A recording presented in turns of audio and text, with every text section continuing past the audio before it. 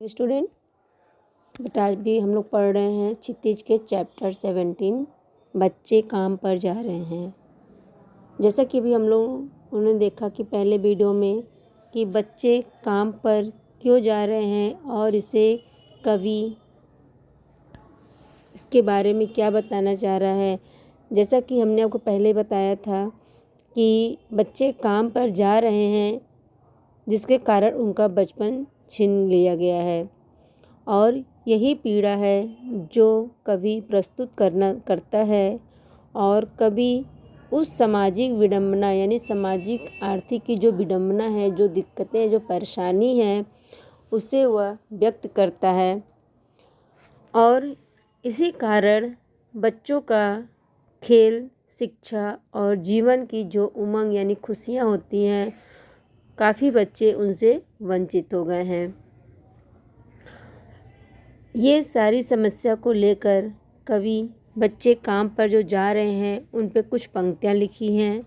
जैसा कि मैंने आपको पहले वीडियो में बताया था कि कोहरे से ढकी सड़क पर बच्चे काम पर जा रहे हैं, यानी ठंड का समय है, चारों तरफ कोहरा यानी धुंध सा दिखाई दे रहा है और छोटे छोटे बच्चे काम पर जा रहे हैं। बच्चे काम पर जा रहे हैं हमारे समय की सबसे भयानक पंक्ति है ये, यानी जो छोटे छोटे बच्चे जा रहे हैं काम पर, उनका बचपन छिन गया है। और कवि कहता है कि जो वह लिख रहा है कि जिस समय उन बच्चों के काम पर जाने का वर्णन कर रहा है, ये कवि के लिए बहुत ही भयानक समय है और बहुत ही भयानक पंक्ति लग रहा है, यानी बहुत ही कवि को खराब लग रहा है कि कैसे बच्चे काम पर जो जा रहे हैं उनके बारे में वर्णन कर रहे हैं, ना कि उनके लिए कोई प्रयास कर रहे हैं।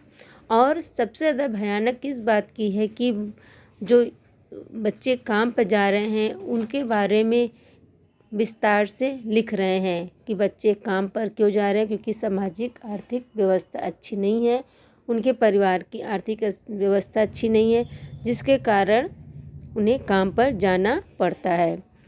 और कवि कह रहा है कि उनके लिए ये बहुत ही कठिन समय है जो वो बैठकर उनके बारे में लिख रहे हैं और उनके बारे में विस्तार से वर्णन कर रहे हैं। कवि कहता है कि हमें ये इसके बारे में जो हम लिख रहे हैं उसे वो न लिखकर उसे ये एक प्रश्न के रूप में लिखना चाहिए कि बच्चे काम पर क्यों जा रहे हैं, यानी एक सवाल पूछना चाहिए लोगों से, समाज से, उनके परिवार से कि बच्चे काम पर क्यों जा रहे हैं। कवि कहता है, क्या अंतरिक्ष में गिर गई हैं सारी गेंदें, यानी कवि कहता है कि जो जिससे बच्चे खेलते कूदते हैं, क्या वो सारी गेंदें अंतरिक्ष में गिर गई हैं कि जो बच्चों को काम पर जाना पड़ रहा है। क्या दीमकों में खा लिया है सारी रंग बिरंगी किताबों को, और जो बच्चों के लिए रंग बिरंगी अच्छे अच्छे बुक होती है, पुस्तक होती हैं, तो क्या उसे दीमक ने खा लिया है। क्या काले पहाड़ के नीचे दब गए हैं सारे खिलौने। और कवि कहता है कि क्या जो बच्चों के खिलौने होते हैं, जो छोटे छोटे बच्चे उनसे खेलते हैं, तो क्या वो पहाड़ के नीचे कहीं दब गए हैं। क्या किसी भूकंप में ढह गई है सारे मदरसों की इमारतें। और क्या कवि कहता है कि कोई क्या भूकंप आया था जिसके कारण सारे मदरसों यानी जो विद्यालय होता है जहाँ पर बैठ के बच्चे शिक्षा लेते हैं, तो उसे मदरसा भी कहा जाता है। मदरसा वैसे तो मुसलमान के लिए प्रयोग मतलब जहाँ की मुसलमान की गर्ल्स होती हैं वहाँ जाती हैं, उसे मदरसा कहा जाता है और उसे हम विद्यालय के रूप में भी प्रयोग कर सकते हैं। तो कवि कहता है कि क्या सारे मदरसों यानी सारे विद्यालय की इमारतें किसी भूकंप के आने से गिर गई हैं जो छोटे छोटे बच्चों को काम पर जाना पड़ रहा है।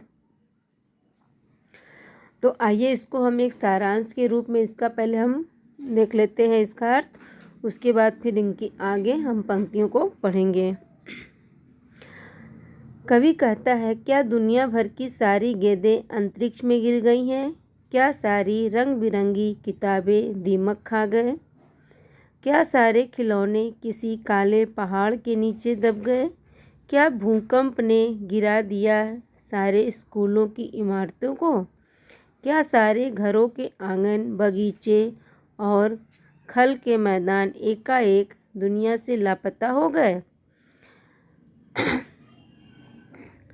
अभी से हम देखा ऊपर 2 लाइन हमने वो कर दिया था। तो क्या सारे मैदान, सारे बगीचे और घरों के आंगन खत्म हो गए एकाएक? यानी कभी कहना था कि जो जहाँ पर बच्चे आंगन में खेलते हैं, बगीचों में खेलते हैं, घर के आंगन खत्म हो गए। कभी पूछता क्या घर के सभी आंगन, मैदान और बगीचे अचानक सब समाप्त हो गए हैं?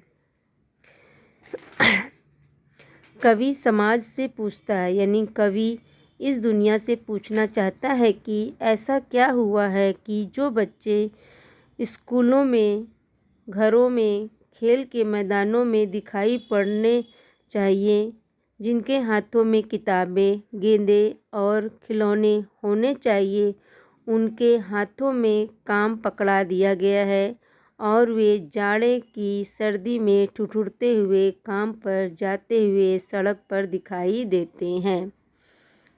तो मेरे ख्याल से बच्चों आपको यहाँ तक समझ में आ गया होगा। आइए इसके आगे की पंक्तियों को हम लोग देखते हैं। खत्म हो गए एकाएक, यहाँ पर हमने आपको बताया था। तो फिर बचा ही क्या है इस दुनिया में? कितना भयानक होता अगर ऐसा होता। भयानक है लेकिन इससे भी ज़्यादा यह कि सारी चीज़ें हस्मामुल। हस्मामुल बेटा होता है, ये एक विदेशी शब्द है और इसका अर्थ होता है यथावत। यथावत होता कि पहले के अनुसार, यानी यथावत जैसा पहले होता था आज भी वैसा ही होता आ रहा है। हस्मामुल मतलब पर दुनिया की हजारों सड़कों से गुजरते हुए बच्चे, बहुत छोटे छोटे बच्चे काम पर जा रहे हैं। तो आइए इस पंक्ति की व्याख्या हम लोग देखते हैं, यानी इसका सारांश के रूप में देखते हैं।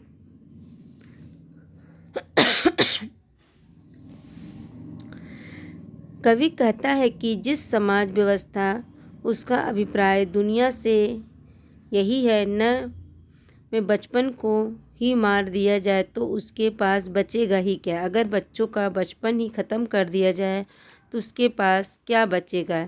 लेकिन वस्तु स्थिति यह नहीं है। वह कहता है कि दुख इस बात का है कि दुनिया भर की सारी चीज़ें वैसे ही पड़ी हुई हैं, यानी यथावत मतलब पहले जैसे पड़ी हुई हैं, सुरक्षित है, लेकिन उन्हें अर्थात उन बच्चों को जिन्हें इन चीज़ों की ज़रूरत है नहीं मिल सकती। क्यों? क्योंकि वे इन्हें पाने के आर्थिक सामर्थ्य से शायद वंचित है। कवि कहना चाहता है कि ऐसा नहीं है कि सारी किताबें ख़त्म हो गई हैं, सारी गेंदें ख़त्म हो गई हैं, या खेल के मैदान नहीं हैं, घर का आंगन नहीं है, यानी पहले के जैसा सब कुछ है। किताबें भी हैं, विद्यालय भी हैं और रंग बिरंगी किताबें भी हैं। कहने का अर्थात है कि पहले के जैसा आज भी सब कुछ है, लेकिन उन बच्चों को नहीं मिल पा रही है क्योंकि उनकी आर्थिक स्थिति बहुत ही खराब है। उनके माता पिता सामर्थ्य नहीं है ऐसे वस्तुओं को उन बच्चों को दिलाने में, और यही कारण है कि सब कुछ रहने के बावजूद भी वे बच्चे, जो छोटे छोटे बच्चे हैं, काम पर जा रहे हैं और जैसे दुनिया ने रोटी और रुपए की तलाश में रम करना ही उनकी नियति बना दी है। और उन बच्चों को भी ऐसा नहीं लगता है कि उन्हें भी पुस्तकों या गेंदों की या खिलौने की या आंगनों की ज़रूरत है। उन बच्चों के भी दिमाग में ये बात बैठ गई है कि उन्हें अपने परिवार को चलाने के लिए उन्हें काम करना आवश्यक हो गया है। तो बच्चों, जैसा कि आप लोग तो जानते हैं कि जो ये आपका बच्चे काम पर जा रहे हैं, यानी लेबर चाइल्ड, तो लेबर चाइल्ड के लिए सरकार ने तो बहुत सी कोशिश की है कि लेबर को चाइल्ड है उन्हें लेबर का वर्क न करना पड़े, यानी बच्चों को काम न करना पड़े। इसके लिए वो जुर्माना भी रखते हैं और काफ़ी उन्होंने प्रयास किया कि ऐसे बच्चों को शिक्षा प्राप्त कराई जाए। लेकिन उनके परिवार की आर्थिक स्थिति इतनी बुरी होती है, जैसे कि आपने देखा भी होगा कि कुछ बच्चे ऐसे होते हैं जिनके माता पिता नहीं होते हैं, माता पिता होते हैं लेकिन काम करने में सक्षम नहीं होते हैं, जिसके कारण उन बच्चों को अपने माता पिता और अपना घर का पालन पोषण करने के लिए छोटे छोटे बच्चों को काम पर जाना पड़ता है। और ये सारी चीज़ें बच्चों की अपनी एक जिम्मेदारी बन जाती है कि वे बच्चे नियम से अपने काम पर जाने लगते हैं। उन्हें पढ़ाई में या खेल कूद में उनकी रुचि नहीं होती है। उन्हें ये भी नहीं पता होता है कि बेटा कि वो आने वाले समय के लिए एक हमारे देश के नागरिक हैं, हमारे देश के भविष्य हैं, क्योंकि उन्हें उस समय सिर्फ अपने माता पिता, अपने घर की समस्याओं को सुलझना होता है और उनको सुधारना होता है। तो इसी कारण छोटे छोटे बच्चों को काम पर जाना पड़ता है। ऐसा नहीं है, अगर सरकार तो प्रयास कर ही रही है लेकिन हम आप प्रयास नहीं करते हैं। क्यों? क्योंकि वास्तविकता तो यही है कि हमें तो लगता है कि हमारे बच्चे तो नहीं काम पे जा रहे हैं, या समाज को लगता है कि उनके बच्चे नहीं जा रहे हैं, तो वो प्रयास नहीं करते हैं। लेकिन हमें और आपको भी प्रयास करना चाहिए।